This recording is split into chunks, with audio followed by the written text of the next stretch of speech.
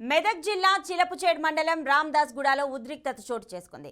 Party జెండాల వివాదంలో Congress BRS వర్గీయుల పరస్పరం రాళ్లతో దాడులు చేసుకున్నారు.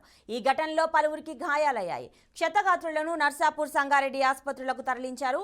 ఘర్షణలో గాయపడిన బాధితులను నర్సాపూర్ ఎమ్మెల్యే సునీత లక్ష్మారెడ్డి పరామర్శించారు.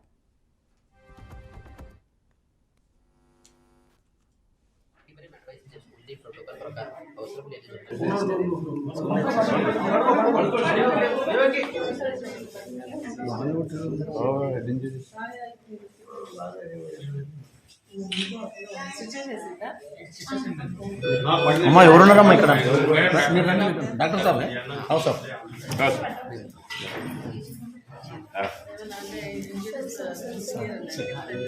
ఆయన ఇద్దరికి సూచనలు పడ్డాయి. ఈయనకు అవసరం లేదా? ఈయనకు అవసరం ఏమైంది అంటే లిప్పు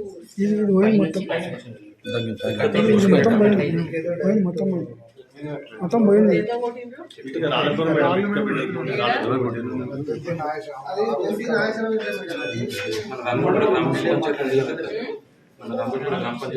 ఇది బోనాలు తీసుకురట ఇది మేడం